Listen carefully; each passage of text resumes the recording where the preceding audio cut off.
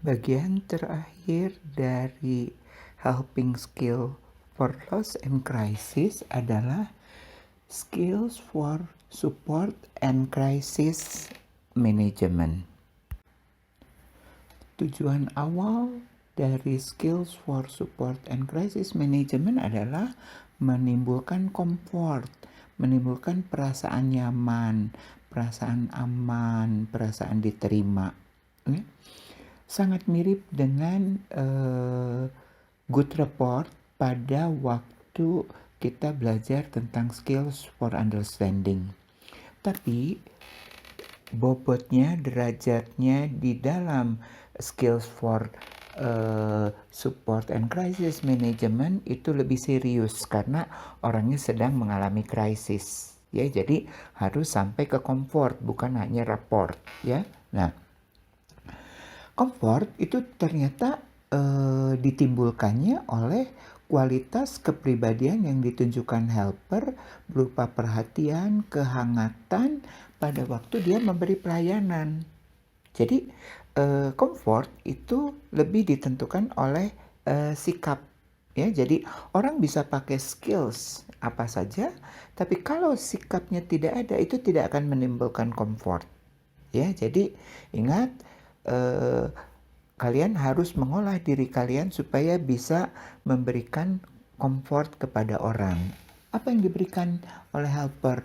Perhatian, kehangatan, ya, penerimaan, ya, sikap yang tidak menilai, keramahan dan sebagainya. Jadi itu adalah modal utama seorang helper. Mengenai skills, ternyata semua skills understanding mempunyai efek comforting. Tapi bukan skillsnya, ya, tapi tadi sikapnya yang menentukan. Tapi skills yang bisa dipakai, misalnya listening skills, membuat orang merasa diperhatikan, didengarkan, ya.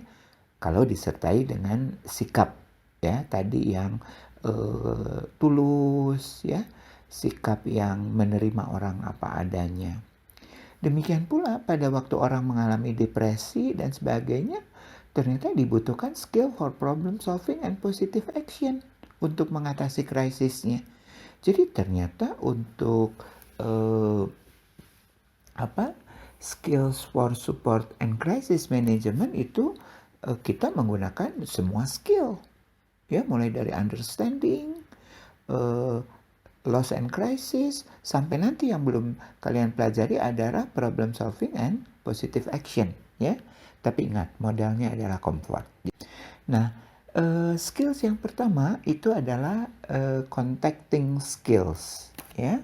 Jadi intinya sama seperti attending dalam understanding, ya. Jadi artinya tatapan mata, sentuhan fisik. Di sini ada tambahan dengan pelukan, posisi tubuh, gerak tubuh, kata-kata yang diucapkan yang dapat menimbulkan comfort. Itu merupakan pengertian dari contacting skill, ya. Nah, tujuannya adalah memberi rasa aman, rasa terlindung, rasa nyaman, diterima dan dimengerti, ya. Sehingga dengan demikian membantu helpy untuk berani mengungkapkan perasaan dan masalahnya. Dan semoga selanjutnya helpy menjadi lebih lega, ya, dan fungsi berpikirnya menjadi lebih baik, ya, mulai bisa berpikir lagi, mulai bisa problem solving lagi. Pedoman untuk contacting, helpy melakukan kontak fisik sesuai dengan kebutuhan helpy.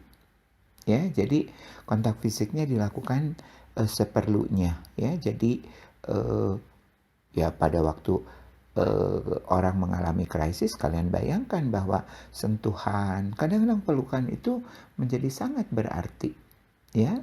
Nah, tapi jangan lupa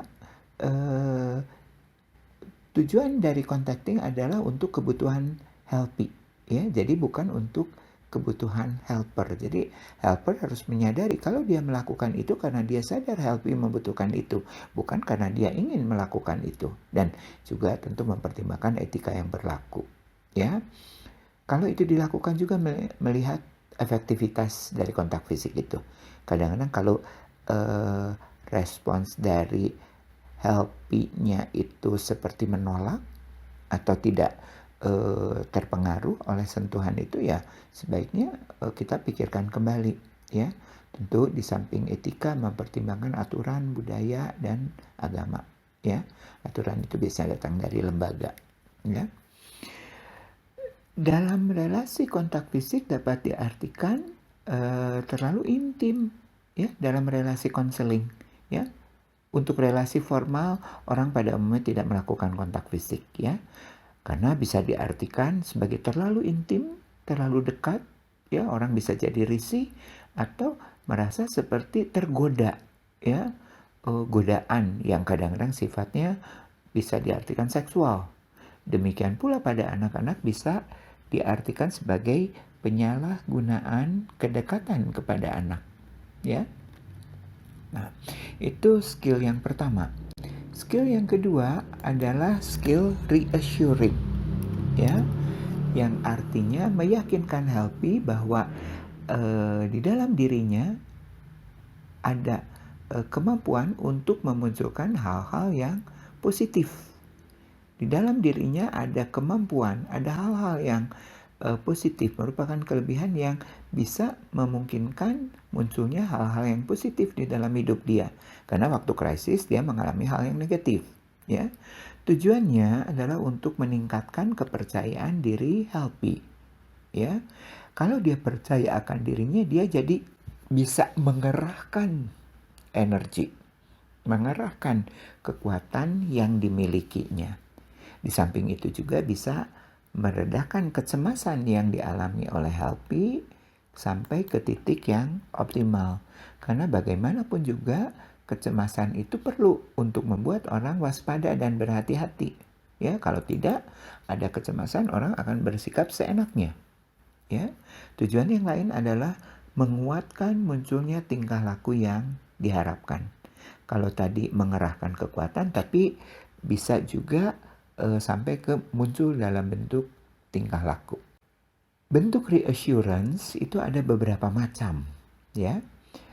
Reassurance bisa diungkapkan dalam bentuk expressing approval. Apa artinya? Ya, expressing approval diartikan sebagai mengatakan persetujuan, ya. Jadi menyetujui atau bahkan mendukung tentang pendapat yang diajukan oleh helpy, ya.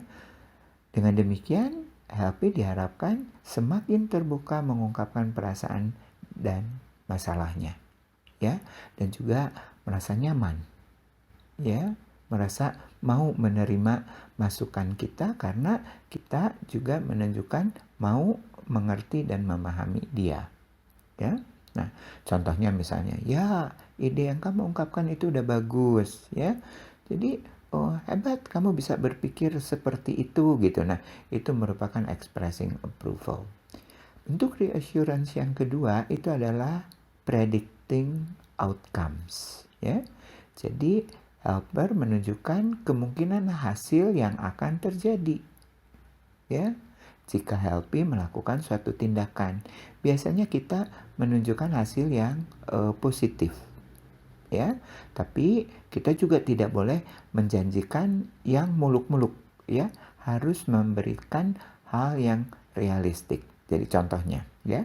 Jadi kalau selama konseling untuk mengatasi krisis, helpy sudah bercerita, mengungkapkan pikiran, perasaan, bebannya gitu. Maka kita bisa mengatakan, Anda sudah mengungkapkan perasaan Anda mengenai keadaan keluarga Anda. Saya krisisnya mengenai keluarga. Saya mengerti itu sangat menyakitkan. Beberapa hari sesudah ini Anda akan masih merasakan kesedihan Anda. Namun sesudah itu Anda akan merasa lega. Ya. Jadi kalau sesudah cerita tuh nggak akan otomatis hilang, ya, tapi mungkin baru beberapa waktu akan hilang. Dan yang ketiga, reassurance bisa muncul dalam bentuk factual assurance, ya. Jadi pada waktu kita melakukan factual assurance, helper menunjukkan fakta-fakta kepada helpy bahwa masalahnya ada jalan keluarnya, ya. Contohnya, Banyak orang yang mengalami masalah yang sama dan berhasil menyelesaikannya.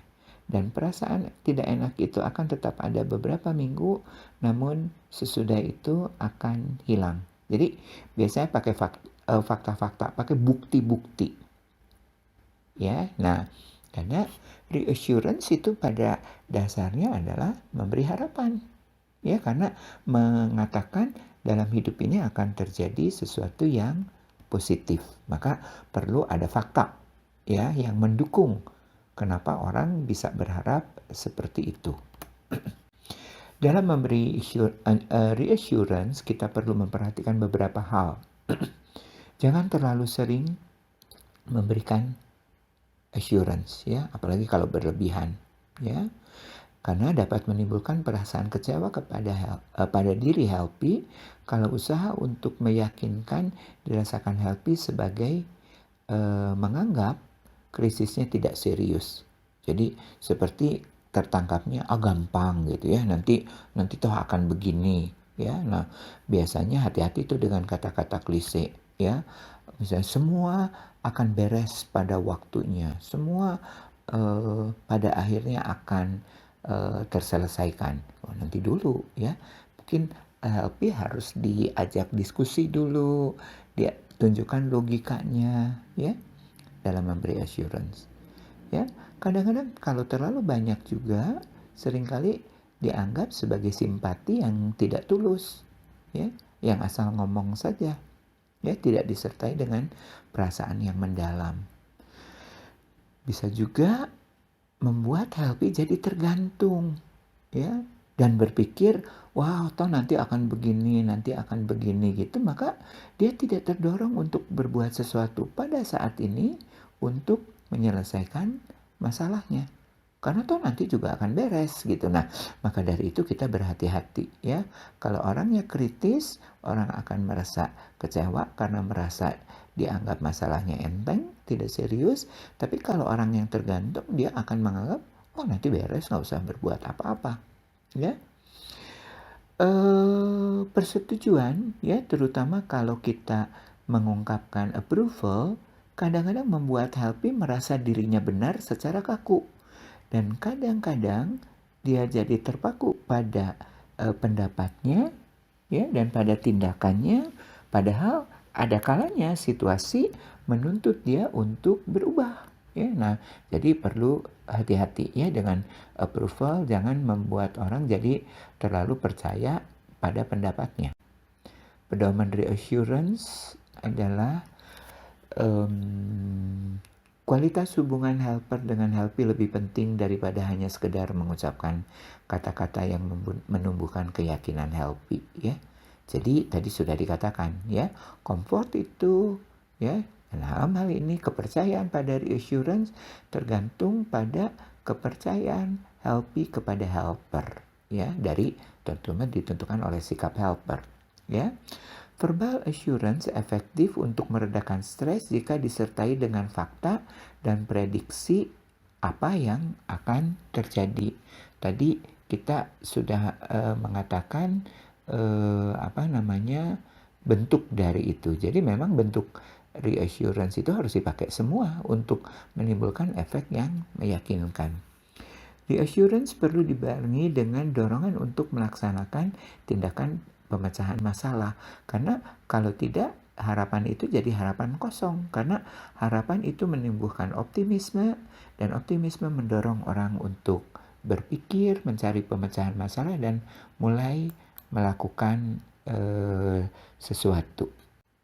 Skills yang ketiga adalah relaxing skill ya, yaitu tindakan langsung untuk melenturkan otot-otot yang mengalami ketegangan. Sebagai contohnya adalah progressive relaxation, melenturkan kelompok otot-otot tertentu.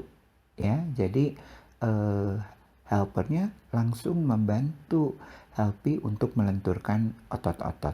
Ya, nanti kita lihat apa saja yang bisa dilakukan. Tujuannya adalah untuk meredakan ketegangan otot Dan dengan demikian diharapkan kecemasannya juga akan mereda sampai titik yang dapat ditoleransi. Jadi kecemasannya tidak mengganggu lagi karena masih bisa ditoleransi. Dengan demikian Helpy merasa nyaman untuk mulai dapat berpikir dan bertindak. Jadi pada akhirnya meredakan ketegangan itu supaya orang bisa mulai berpikir dan bertindak, ya.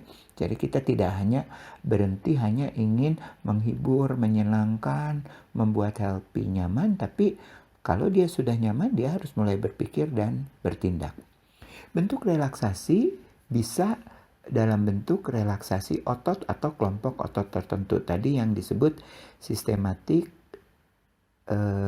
relaxation, ya, progressive relaxation atau systematic relaxation, ya. Nah, biasanya orang diminta untuk meregangkan ototnya, lalu sesudahnya melenturkan, menegangkan lagi, melenturkan, sehingga orang bisa merasakan otot yang tadi tegang itu menjadi rileks, ya. Dan pada waktu itu bisa juga ikut mempengaruhi ketegangan dan kecemasan yang dia alami, ya.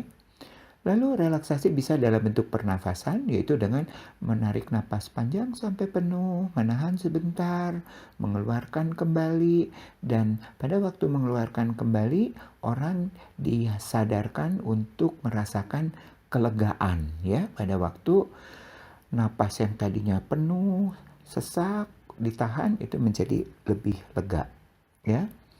Nah, pada waktu melakukan relaksasi otot atau pernafasan, bisa disertai dengan posisi tubuh tertentu, biasanya posisi yoga, atau bisa posisi berbaring, ya. Bisa juga disertai dengan suara, ya, dengan ucapan tertentu, bisa dengan mantra, misalnya dengan kata-kata yang mensugesti, misalnya lega, ya, damai, tenang, kayak gitu. Itu merupakan kata-kata ucapan yang bisa membantu proses relaksasi. Relaksasi bisa dilakukan juga dalam bentuk pemusatan kesadaran, ya. Jadi memusatkan kesadaran itu sering disebut meditasi, tapi kalau mengosongkan pikiran itu disebut kontemplasi. Meditasi biasanya ada fokusnya, ya, memusatkan kesadaran pada suatu hal tertentu. Atau kalau orang sudah betul-betul sangat tegang, ya, otot-ototnya sangat tegang sampai terasa keras begitu, maka kadang-kadang relaksasi bisa dalam bentuk massage, ya, dipijat, ya. Tapi kita tidak melakukan itu sebagai psikolog.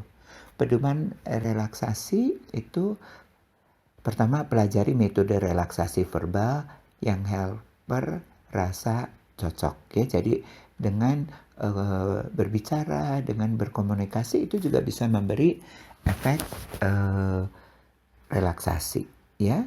Lalu pelajari relaksasi dengan memfokuskan pada pernafasan, ya, sebagai metode relaksasi cepat, karena yang relaksasi pernafasan itu praktis sekali, bisa dilakukan di mana saja dan pelaksanaannya mudah, ya.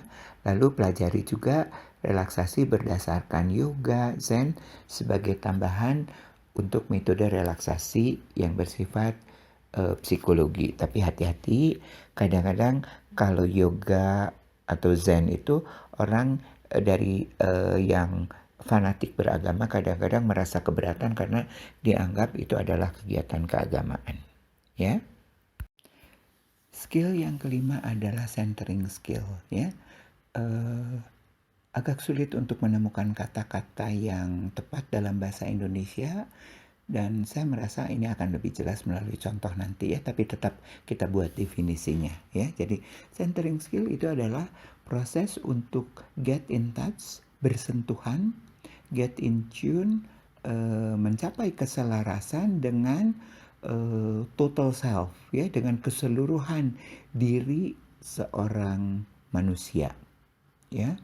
Bersentuhan dengan pusat diri manusia, ya, merasa ada keselarasan, ya, antara diri dengan lingkungan, ya, karena kita udah sampai ke inti kita, ya. Tujuannya adalah kesadaran akan kedamaian, keselarasan, kesatuan ya dengan alam kadang-kadang dirasakan juga, dengan sesama manusia, dengan Tuhan, dan juga adanya kekuatan ya. Nah, ini mirip sekali dengan comfort ya, dengan kenyamanan, rasa aman, rasa dimengerti, rasa diterima. Tapi bagian centering ini penghayatannya lebih mendalam ya. Mungkin kita lebih lihat contohnya ya, harap lebih jelas. Pedoman centering. Pada waktu centering, helper mengatakan kepada helpee, cari posisi yang nyaman ya. Kadang-kadang duduk dengan santai, kadang-kadang orang mau berbaring, terserah, tergantung tempat di mana centering itu dilakukan ya. Tutup mata Anda dan tarik nafas pelan-pelan ya. Dan sesudah Anda tarik nafas pelan-pelan, keluarkan juga pelan-pelan ya. Sadari napas itu udara mengalir keluar dan masuk ya melalui hidung atau melalui mulut Anda ya. Sadari pusat dari keberadaan dirimu, atau bisa sadari pusat dari dirimu ya. Nah, sebutkan bagian dari diri tertentu, misalnya sadari tubuhmu ya. Jadi beri kesempatan orang untuk menyadari dulu ya. Jadi dia mencoba menyadari mulai dari ujung rambut sampai ke ujung kepala ya. Tapi tubuhmu bukan pusat keberadaanmu ya. Jadi itu bukan keberadaanmu. Lalu kita mulai teruskan dengan misalnya menyebutkan pikiranmu ya. Jadi tadi sadari pikiranmu ya. Biarkan dia menyadari dulu pikirannya, beri waktu, lalu katakan lagi bahwa tapi pikiranmu bukan pusat dari keberadaanmu ya. Dan seterusnya sampai berbagai bagian dari diri dan kehidupan dia bisa kita bahas ya. Nah, sesudah semua bagian-bagian itu kita bahas, maka kita mengatakan, jika semua bagian hidup kamu tergabung menjadi satu, itulah pusat diri kamu, di mana kamu mengalami ketenangan, keutuhan, kekuatan, kedamaian dan sebagainya. Boleh itu ditambahkan. Ya, dan centering itu terjadinya di dalam fantasi, di dalam alam pikir.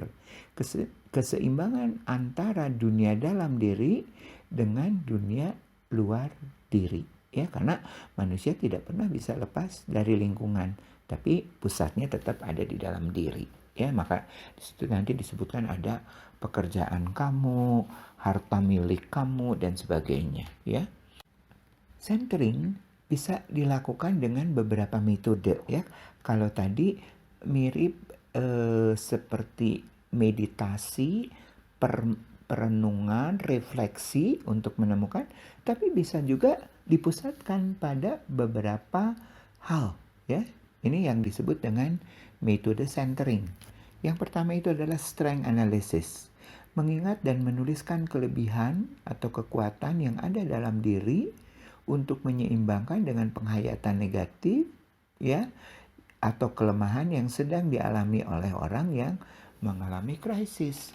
Jadi pada waktu orang mengalami krisis, dia lagi menyadari penderitaannya, kegagalannya, kehilangannya. Maka dengan menunjukkan kekuatan, kelebihan ya, atau mungkin juga hal-hal yang pernah merupakan prestasi dia dan sebagainya, itu bisa menunjukkan strength analysis, bisa meringankan penderitaannya. Yang kedua adalah reviewing growth experience. Nah, kalau strength analysis bicara tentang kekuatan ya, kelebihan, tapi kalau reviewing growth experience itu pengalaman. Jadi apa yang sudah terjadi dengan dia memiliki strength, memiliki kelebihan, memiliki kekuatan. Nah, dalam reviewing growth experience, helpee memusatkan perhatian pada pengalaman yang menyenangkan dan pengalaman yang tidak menyenangkan. ya. Dan sebaiknya ambil pengalaman atau kejadian yang terbaru, ya, sehingga masih jelas ingatannya. LP diminta untuk mengalami pengalaman krisis dengan semua penderitaan dan pikirkan bahwa semua itu sudah berlalu dan dia berhasil melewatinya. Jadi untuk menunjukkan growth experience, kita menunjukkan perkembangan diri dia. Tadinya dia mengalami kesusahan, dia menyadari kelemahan, tidak berdaya, tapi ternyata krisisnya lewat, ya, atau kehambatan, rintangan, kesulitan itu akhirnya lewat. Nah, kita bilang tuh kan, kamu bisa melewati itu. Kamu yang tadinya tidak bisa sekarang jadi bisa, dan itulah growth-nya. Ya, modal dari growth itu adalah strength, ya, yang sudah dibicarakan dalam strength analysis. Dan yang ketiga itu adalah reviewing peak experience. Ya, peak experience adalah pengalaman puncak yang berkesan, ya, sangat berkesan, tidak mungkin terlupakan. Biasanya kejadiannya singkat dan jarang terjadi, tapi dalam kejadian itu sangat menyenangkan, sangat memuaskan dan disertai perasaan bergelora. Ya, jadi seperti ada excitement, excited. Seperti kalau orang mengatakan adrenalinnya terpacu, itu salah satu ciri dari peak experience adalah perasaan yang bergelora itu, ya. Dengan mengingat pengalaman seperti itu diharapkan dapat menumbuhkan penghayatan positif yang membuat LP kuat menghadapi pengalaman krisis.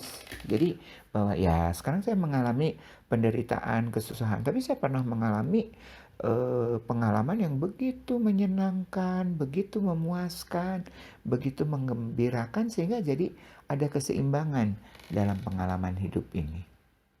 Ya, nah itu yang centering. Ini agak sulit karena ini abstrak, ya, tapi dicoba, ya, dicoba, ya.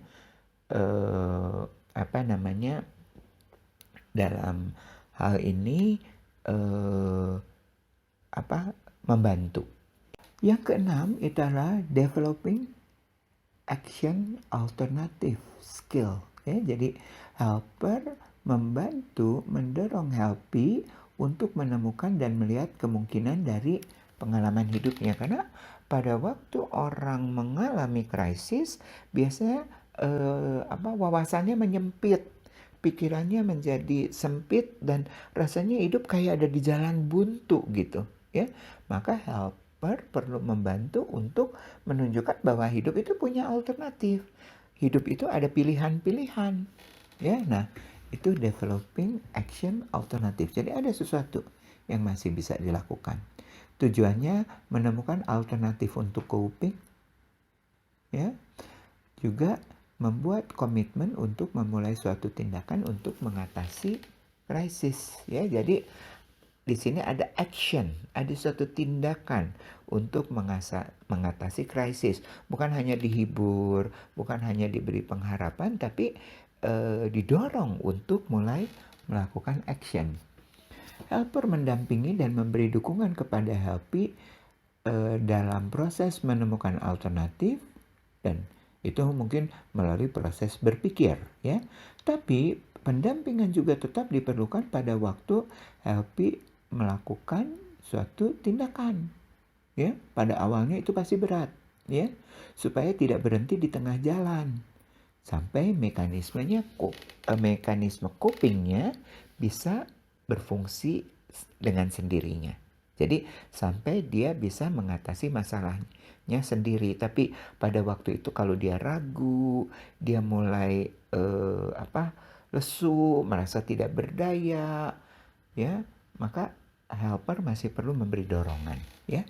Contohnya untuk krisis keluarga, helper menunjukkan apa yang terjadi di dalam keluarga, menjelaskan proses grieving mengenai apa yang terjadi tadi, proses kesedihan, ya, dan juga membicarakan cara mengatasi krisis dengan menggunakan skill untuk mengatasi krisis yang sudah dibicarakan sebelumnya, ya. Jadi kemampuan untuk mengatasi krisis seperti yang sudah kita bicarakan itu dipakai semua, ya. pada waktu kita melakukan meminta helpy untuk menentukan alternatif tindakan, ya. Jadi dalam hal ini mulai memanfaatkan skill yang tadi, tapi tujuannya untuk memulai suatu tindakan. Skill yang ketujuh itu adalah referring skill, ya. Jadi helper mengalihkan proses helping kepada pihak lain yang lebih mampu atau lebih sesuai, ya.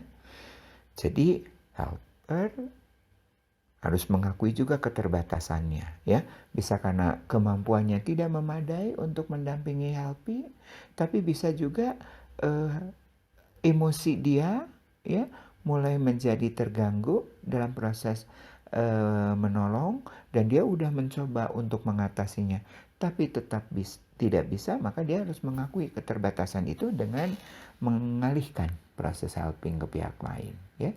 Tujuannya supaya helpy dapat menemukan helper yang sesuai, yang dapat membantu dia mengatasi masalahnya. Hal ini biasanya bisa dirasakan oleh helper bahwa helper udah berusaha sekuat tenaga, tapi helpy-nya tidak menunjukkan perubahan, tidak menunjukkan kemajuan dalam usaha untuk mengatasi masalahnya. Nah, itu tanda, ya, mungkin bahwa kita mulai perlu melakukan referral. Pedoman referring itu yang pertama, helper mempunyai informasi mengenai berbagai komunitas atau lembaga yang dapat memberikan pelayanan yang berbeda daripada yang dia berikan dan tidak berhasil. Jadi mungkin harus diberi bentuk pelayanan yang berbeda, dan helper perlu banyak membaca, banyak mendengar dari sharing orang tentang bantuan yang diberikan oleh berbagai lembaga, ya. Banyak sekali komunitas, ya, yang bisa membantu, ya, yang bisa menolong hal-hal yang tidak bisa dilakukan oleh helper, ya. Tapi biasanya kita referringnya ke pihak ahli, ya. Bisa ke dokter, psikiater misalnya, atau ke psikolog lain yang lebih spesialis, ya. Lalu membicarakan kesiapan helpy untuk menerima referral, karena kadang-kadang helpy juga malas untuk memulai lagi menceritakan masalahnya dan sebagainya. Tapi kita harus meyakinkan, harus membicarakan sampai helpy-nya siap karena melihat ada manfaatnya. Berterus terang kepada helpy mengenai proses yang sudah terjadi yang membuat helper menyarankan helpy untuk referral. Jujur mengakui keterbatasan helper, ya. Ya, kadang-kadang kita seringkali merasa diri kita gagal, ya, merasa bersalah juga kadang-kadang, tapi tidak, ya. Kalau kita memaksakan diri malah akan merugikan buat helpy, ya. Jadi katakan terus terang, dan kalau itu terjadi, di samping ada perasaan tidak nyaman tadi, kadang-kadang ada kelegaan juga, ya. Lebih baik jika membicarakan dengan lembaga tempat referral sebelum keadaan menjadi mendesak untuk referral. Jadi kalau kita sudah mulai merasa nih kemajuan dari proses konselingnya mulai berhenti dan tidak ada perubahan dalam diri helpy, kita mulai memikirkan kita akan merefer ke siapa, dan mulai mengatakan nanti kayaknya saya akan merefer helpy saya atau klien saya ke kamu, gitu, ya. Tapi tidak boleh memberi keterangan apa-apa, hanya mengatakan bahwa helper akan melakukan referral ke lembaga itu. Dengan seizin helpy, membicarakan dengan orang yang dapat mendampingi helpy jika diperlukan. Jadi biasanya kalau kita melakukan referral, karena komunikasi kita dengan helpy juga menjadi terbatas, maka kita perlu menyiapkan orang yang bisa mendampingi helpy. Kadang-kadang ini berupa kelompok atau komunitas, ya. Jika helpy masih di bawah umur, membicarakan dengan orang tuanya mengenai rencana referral, ya, karena orang tua yang bertanggung jawab pada anak, jadi dia juga harus siap untuk menerima risiko dari referral, ya. Terbuka kepada helpy mengenai lembaga kemana dia akan di-refer. kelebihan dan keterbatasannya, dan jangan menjanjikan yang muluk-muluk ya. Jadi jangan terlalu memuji-muji, jangan terlalu menjanjikan hasilnya pasti akan baik, tapi bilang bahwa setiap lembaga punya kelebihan dan punya keterbatasan. Ya, beri kesempatan kepada helpee dan keluarganya untuk mengambil keputusan referral, menyetujui atau tidak, atau dia mungkin punya pilihan lain. Ya, biarkan helpee membuat perjanjian dengan lembaga tempat dia di-refer. Jadi jangan helper yang membuatkan perjanjian, tapi biar dia, ya, kita hanya mendorong, setuju nggak dengan lembaga ini? Kalau setuju silahkan buat janji ya. Jadi boleh memberikan nomor telepon, memberikan alamatnya. Nah, helper tidak boleh memberikan informasi apapun juga kepada lembaga di mana helpee itu di-refer tanpa persetujuan helpee ya. Dan untuk informasi yang diberikan, buat persetujuan secara tertulis seperti informed consent ya. Jadi menuliskan bahwa saya setuju ya, jadi helpee setuju bahwa helper memberi informasi tentang helpee kepada lembaga di mana dia di-refer ya. Nah, pada waktu awal referral, helpee dan helper tetap berkomunikasi ya. Juga berkomunikasi dengan lembaga tempat dia di-refer sampai proses referralnya atau proses konseling selanjutnya berjalan lancar ya. Ya, itu yang ke-8 adalah renewing and building support system skill. Kita harus menyadari bahwa kita tidak mungkin membantu orang yang mengalami krisis itu seorang diri. Kita membutuhkan bantuan orang lain-lain. Nah, kadang-kadang kita membutuhkan support system bukan dari lembaga yang formal, tapi orang-orang yang hidup bersama, yang ada di sekeliling helpee. Mungkin nanti berupa orang-orang tertentu, bisa berupa komunitas, bisa berupa lembaga, tapi yang ada di dalam kehidupan sehari-hari helpee. Ya, tujuannya adalah menyediakan kepada helpee bantuan dari orang-orang, komunitas, lembaga dalam bentuk perhatian, penerimaan, rasa aman, dorongan yang dibutuhkannya. Menyadarkan helpee mengenai tuntutan kehidupan nyata dan memberi umpan balik mengenai tingkah lakunya. Jadi lingkungan itu bukan hanya menerima dan sebagainya tadi, bukan hanya memahami, mengerti, mendukung, tapi juga memberi umpan balik. Ya, jadi kalau dia menunjukkan tindakan yang tidak tepat dalam menyesuaikan diri, kelompok itu atau orang itu harus memberi umpan balik. Jadi support system itu biasanya perlu dilakukan dengan hati-hati ya. Ada beberapa langkah yang mungkin perlu diperhatikan dalam support system ya. Nah, langkah-langkah dalam membangun support system itu adalah menanyakan, membicarakan dengan helpee siapa saja orang-orang yang ada di dalam kehidupan helpee. Buatlah daftar ya. Jadi ada nama orang, ada komunitas, ada lembaga yang dia selama ini merasa dapat dukungan dari orang-orang itu ya, atau dia bisa minta tolong ya. Dari orang-orang itu dicari mana yang merupakan support system ya. Jadi mana yang selama ini terbukti bisa mendukung ya. Lalu sesudah itu buat daftar nama network yang bisa membantu. Juga mulai dibicarakan dengan helpee, orang ini bisa membantu dalam hal apa ya, bisa bisa dihubungi kapan, di mana dan sebagainya. Itu dibuat daftarnya sehingga pada waktu helpee membutuhkan, dia bisa melihat catatan itu dan bisa menemukan pelayanan apa yang diperlukan. Nah, yang berikutnya, di dalam daftar nama itu Helpy perlu diajak, dilatih untuk menilai informasi itu secara kritis, ya. Jadi menilai kira-kira dampaknya akan positif atau negatif terhadap Helpy. Kadang-kadang Helpy merasa orang itu baik, orang itu menyenangkan, tapi ternyata orang itu punya niat yang tidak baik kepada Helpy dan ternyata pada akhirnya merugikan gitu. Nah, harus secara kritis menilai, ya.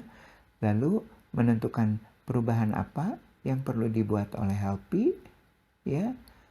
Nah, jadi di sini helper membantu Helpy untuk menentukan mana support system yang memang diperlukan oleh Helpy dan seperti apa, dan juga menentukan mana yang tidak perlu, ya. Jadi atau bahkan menentukan mana yang perlu ditambah kalau itu tidak ada, ya. Nah, jadi yang terakhir, pastikan Helpy dapat melaksanakan 4 dan 5. Jadi membuat daftar nama dan menilainya secara kritis dan memutuskan daftar pada akhirnya, daftar support system yang ada di dalam kehidupan dia, mana yang mana yang dia akan manfaatkan, ya. Jadi dari yang lama mungkin ada yang dihilangkan, itu tidak akan dipakai lagi, ada yang dipertahankan, tapi mungkin ada tambahan. Yang terakhir adalah prevention skill, ya. Sebetulnya untuk mencegah krisis sulit sekali, bahkan tidak mungkin, ya, karena krisis itu kan merupakan kejadian yang tidak bisa diduga. Gimana kita bisa mencegah, ya?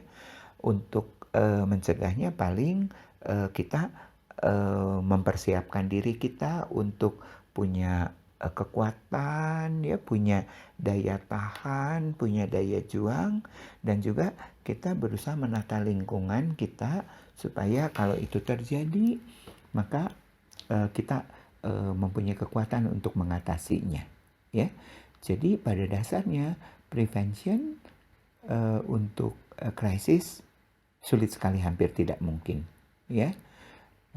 Tapi tetap kita bisa melakukan pencegahannya dengan memberikan kekuatan, ya. Nah, sebagai helper mungkin kita perlu bekerja dengan baik kepada orang-orang, ya, walaupun dia tidak sedang mengalami krisis, sehingga pada waktu mengalami krisis dia tahu dia pergi kemana, ya, dan dia tahu bahwa ada helper yang bisa dipercaya. Tapi secara umum diharapkan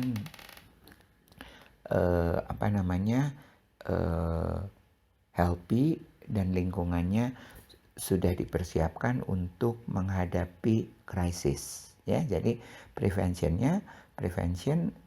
untuk menguatkan Helpy dan lingkungannya untuk bisa menghadapi krisis, tapi bukan untuk mencegah krisis.